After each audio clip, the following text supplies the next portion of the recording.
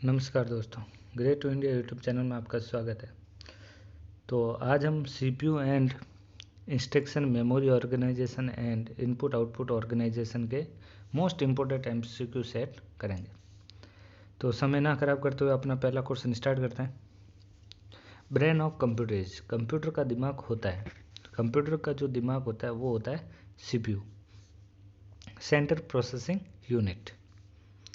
Next question, MBR का full form होता है। तो एमबीआर की जो स्टैंड जो है, एमबीआर की है मेमोरी बफर रजिस्टर। तो सेकंड का सही आंसर ए। पीसी का अर्थ, पीसी जो है वो है प्रोग्राम काउंटर।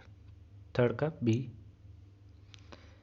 निष्पादन और अनुक्रमण का कार्य प्रदर्शन का उपयोग कर रहे हैं। तो यहाँ पे फोर्थ का जो सही आंसर होगा वो होगा D, control signal. 6 number, CPU को माइक्रो ऑपरेशन की एक श्रृंखला के माध्यम से कदम उठाने के लिए कहा जाता है। तो वो क्या कहा जाता है? 5 का सही आंसर है यहाँ पे डी, सीक्वेंसिंग। नेक्स्ट, निम्नलिखित में से किसके पास प्राप्त अंतिम निर्देश हैं? तो 6 नंबर का सही आंसर होगा आईआर ए। प्रोसेसर का वह भाग जिसमें संचालन लाने के लिए आवश्यक हार्डवेयर होता है। तो आवश्यक जो हार्डवेयर होता है, 7वें का सही आंसर है यहाँ पे बी, डेटा पाथ। प्रोसेसर का वो भाग जिसमें संचालन लाने के लिए आवश्यक हार्डवेयर होता है। तो यहाँ पे जो सही आंसर है बी, 7 का बी होगा, डेटा पाते। डीएमए मॉड्यूल सीपीयू के साथ के माध्यम से संचार कर सकता है। तो 8 नंबर का सही आंसर है यहाँ पे सी, साइकिल स्टीलिंग। एक सीपीयू में 16 बिट प्रोग्राम काउंटर होता है। इसका मतलब यह है कि सीपीयू को संबोधित कर सकता है। तो यहाँ सीपीयू को जो संबोधित कर सकता है वो है 64 के मेमोरी लोकेशन। साइकिल स्टीलिंग का संबंध है। तो यहाँ पे जो संबंध है वो है 10 का बी, डीएमए। कंप्यूटर की एएलयू इकाई कर सकती है। तो एएलयू इकाई क्या कर सकती है? Perform all type of arithmetic logical operation. तो सही आंसर होगा ए। इनपुट के रूप में उपयोग किया जाने वाला कच्चा माल और संसाधित डेटा प्रोसेसिंग के आउटपुट के रूप में प्राप्त। तो यहाँ पे बी, डेटा, और यहाँ पे जो होगा प्रोग्राम। एमएआर का अर्थ है, एमएआर का जो अर्थ है मेमोरी एड्रेस रजिस्टर। 13वें का बी। यदि नियंत्रण संकेत संयोजन तर्क द्वारा उत्पन्न होते हैं तो वो एक प्रकार की नियंत्रण इकाई उत्पन्न होती है। तो 14वें का सही आंसर होगा यहाँ पे A, hard wired. Hard wire control unit को लागू करने का सबसे सरल तरीका कौन सा है? तो यहाँ 15वें का सही आंसर है यहाँ पे बी, स्टेट टेबल मेथड। 16वां, उपयोगकर्ता से प्राप्त डेटा को कंप्यूटर समझने योग्य प्रारूप में परिवर्तित करने के लिए कौन सी इकाई जिम्मेदार है? तो यहाँ 16वें का सही आंसर है यहाँ पे ए, इनपुट यूनिट। कंप्यूटर की डेटा इकाई की सबसे छोटी इकाई है। तो डेटा इकाई की जो सबसे छोटी इकाई है वो है यहाँ पे 4। 1880 के आसपास संयुक्त राज्य अमेरिका में उत्पन्न हुई इनपुट मशीन एक है। तो 18वें का सही आंसर है यहाँ पे ए, कीबोर्ड। 1 योटाबाइट के बराबर होता है। तो 1 योटाबाइट जो बराबर होता है वो होता है 1024 ZB। कंप्यूटर को समझने वाली एकमात्र भाषा है। तो कंप्यूटर को समझने वाली जो भाषा है वो है बाइनरी लैंग्वेज। डेटा की सबसे छोटी इकाई कंप्यूटर है। तो छोटी इकाई कंप्यूटर है वो कौन सी है? बिट। तो ये जो चारों जो है मेमोरी मेजरमेंट यूनिट होती है। निम्नलिखित में से कौन सा इनपुट निर्देश के सही प्रारूप का वर्णन करता है? तो यहाँ पे सही प्रारूप का वर्णन जो करता है वो है यहाँ पे सही बी, इन 82। कंप्यूटर का अर्थ, कंप्यूटर की जो फुल फॉर्म है यहाँ पे commonly operated machine used technical and education research. सही आंसर बी। उपयोगकर्ता के लिए उपयोगी जानकारी तैयार करने की प्रक्रिया को कहा जाता है। तो जानकारी तैयार करने वाली प्रक्रिया को क्या कहा जाता है?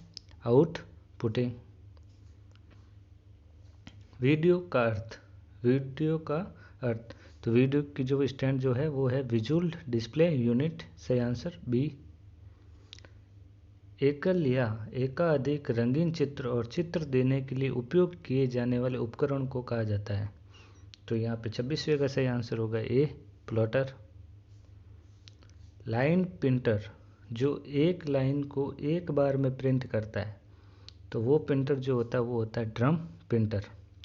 तो यहाँ पे लेजर प्रिंटर, इंकजेट प्रिंटर, ये दोनों जो प्रिंटर है वो है नॉन इम्पैक्ट प्रिंटर की कैटेगरी के अंतर्गत आते हैं। PCI स्टैंड फॉर, तो PCI की जो फुल फॉर्म है पेरिफेरल कंपोनेंट इंटरकनेक्ट। सही आंसर बी।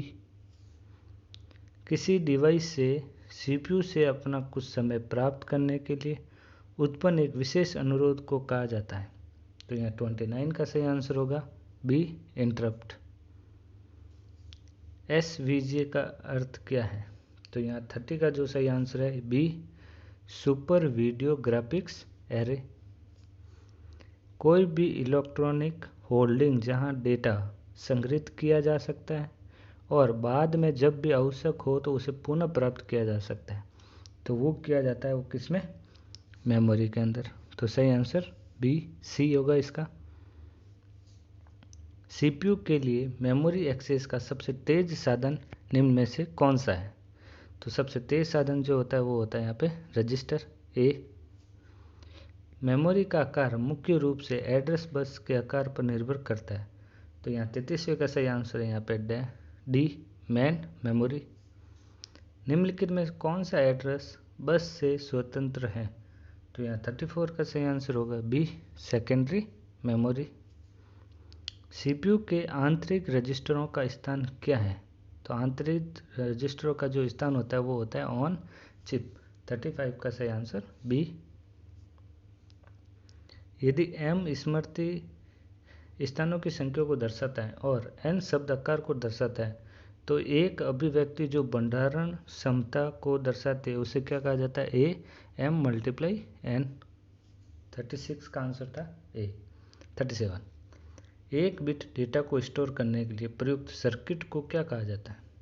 तो सर्किट को कहा जाता है फ्लिप फ्लॉप। तो 37 का सही आंसर है ए। मेमोरी में स्टोरेज लोकेशन तक पहुंचने और उसकी सामग्री प्राप्त करने के लिए आवश्यक औसत समय को क्या कहा जाता है? तो उस औसत आवश्यक समय को क्या कहा जाता है? Access time. सही आंसर बी। 39 कैश मेमोरी का विचार किस पर आधारित है? तो कैश मेमोरी का जो है वो है locality of reference, the property of locality of reference. तो सही आंसर होगा इसका बी। 40 एड XY फॉर्म के निर्देश में प्रयुक्त एड्रेसिंग मोड को कहा जाता है। तो यहाँ 40 का सही आंसर है यहाँ पे बी इंडेक्स। तो आज के वीडियो में इतना ही, धन्यवाद।